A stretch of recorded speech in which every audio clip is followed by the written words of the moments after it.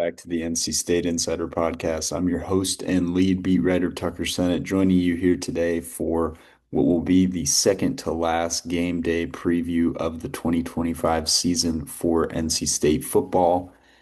The rivalry game has arrived. It's rivalry week here in Raleigh. NC State is set to take on its nemesis, the North Carolina Tar Heels, from just up the road in Chapel Hill. Um, Tar Heels off to a 4-7 start in the 2025 season, while NC State is 6-5 already with that bowl eligibility wrapped up. So in terms of that being a storyline in this game, didn't end up being the case. NC State took care of business against Florida State, and Bill Belichick and North Carolina fell to Duke in the rivalry game that he had billed to be the rivalry game last week. And now the real rivalry is here. This is a massive game for both of these programs. I would say more so for NC State because Dave Doran just has placed so much emphasis on this game over the years. And in his own words, his success in this game, he's 8-4 coming in, is probably the reason he still has a job leading the Wolfpack, despite, some disappointing seasons over the years. As we always do, we're going to run through some stat projections, some key storylines to look out for in the game, a bold prediction, a worst case scenario, and finally your final score prediction for the game. And then we'll send you off and you'll be ready, prepped to go for the 7:30 kickoff on ACC Network Saturday night. Let's start with NC State. Let's start with stat projections. Here we go. Sophomore quarterback CJ Bailey played pretty well in last year's game, threw 2 touchdowns, 1 interception, completed 14 of his 20 passes, threw for over 200 yards, ran for about 50 yards. I think it's going to be a much bigger day for the sophomore quarterback on Saturday night. I think Bailey throws for 300 plus yards, gets back on track in a building that he has really, really played well in all season long at Carter Finley Stadium. I think a 300 plus passing yards performance and 3 touchdowns is very, very possible for Bailey. So that's where I'm going to set the bar for him. Obviously, he could, do less than that, and NC State might try to prove that it is the more physical group, something that's a word that Dave Doran has used all week long, and they might try to run the ball down North Carolina's throat. We'll see how that plays out game plan wise, but I do think Bailey has a distinct advantage in this game from a quarterback standpoint over Gio Lopez. If NC State wants to run the ball a lot, Hollywood Smothers is going to have to be on point, and I think he will be whether they run it a lot or not. I think he's going to have 90 plus yards in this game. I think he scores. I think this is going to be a nice finish to the season for the ACC's leading rusher. I think he finishes strong with a nice performance against his rival, just as he did last year, icing the game with a late touchdown.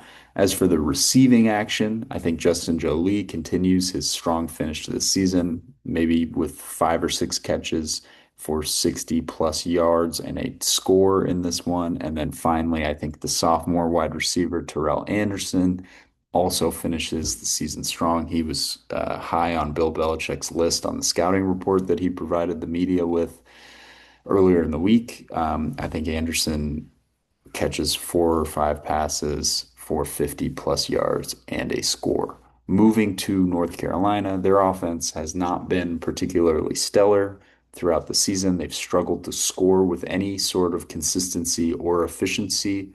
Quarterback Gio Lopez has not been the guy that I think they wanted when they paid what they paid for him. Doesn't really have much of a arm in terms of downfield ability. He's more of a kind of dink and dunk guy.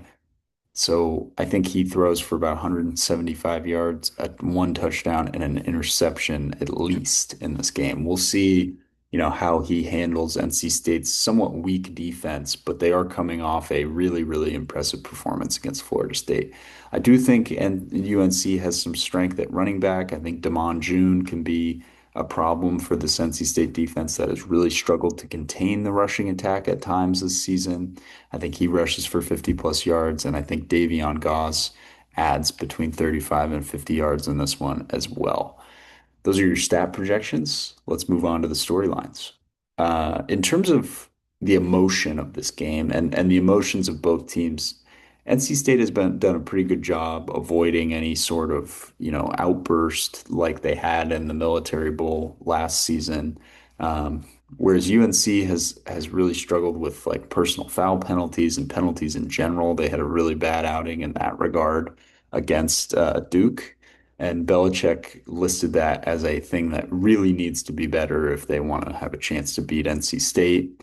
It sounds like they've had some discussions with the team about those issues, and they will need to really lock it in if NC State, comes out with some fire. So I think if Carolina feels like this game's not going well and NC State can control its composure and be composed throughout, this could be a rout. I think that's a big part of this game because I could see Carolina, falling behind early and kind of quitting on the season here. There's no bowl game coming.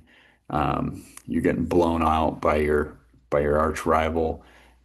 Pack it up and go home. I think the mental fortitude of this NC State team to keep coming back after getting blown out in some of these games, like in Miami, like in Notre Dame, like against Pittsburgh, uh, has been really impressive. So I think they continue that on Saturday night. Then there's the Bailey against a defense that's improved but isn't elite against passers.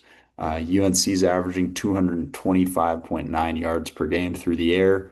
Um, that's 70th in the country. They have been much better of late, but I think part of that is they really haven't faced a great quarterback other than maybe Chandler Morris, who had a pretty rough game against them in Chapel Hill.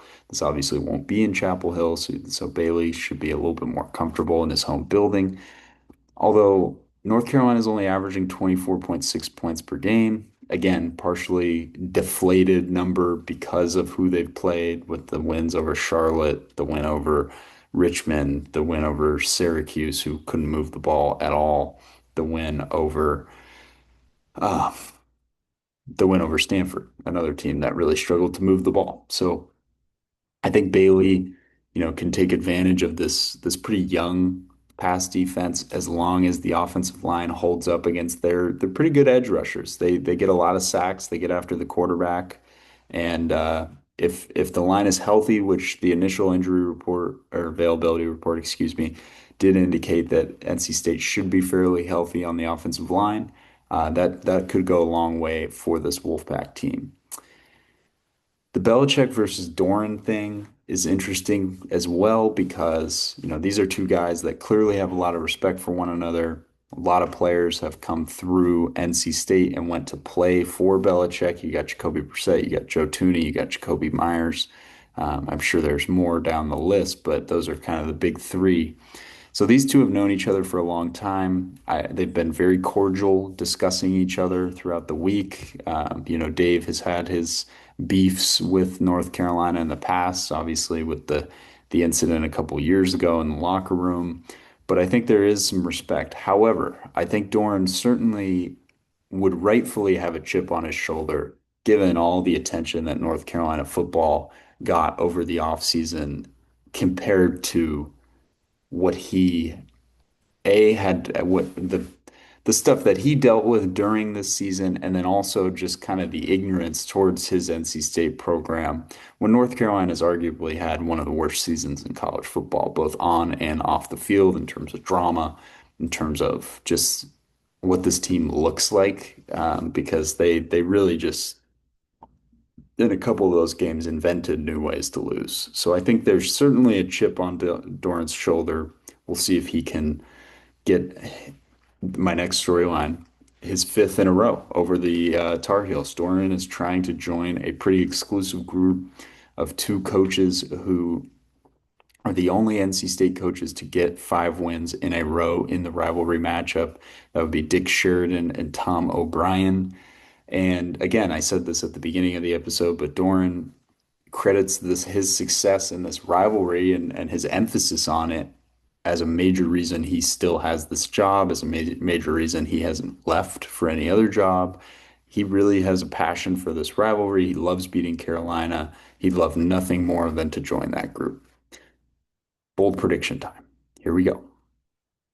I think NC State scores 50 points on the Tar Heels. I'm not going to make that my score prediction, but I do think that Dave is going to want to hang a lot of points on this team, get an emphatic victory in what could be his only opportunity to face Bill Belichick. We'll see what happens there during the offseason, but he'd love to finish this season off with a dominant win over the Tar Heels. Worst case scenario is just that NC State loses this game. There's no, worst case scenario in terms of how this game could go other than if NC State does not beat this very weak North Carolina team and then goes to a bowl game at 6-6, it's sort of a lost season because it's just the way that this season has gone. It's kind of built up to this game as the most important in terms of morale, in terms of fan engagement, in terms of Dave's job security.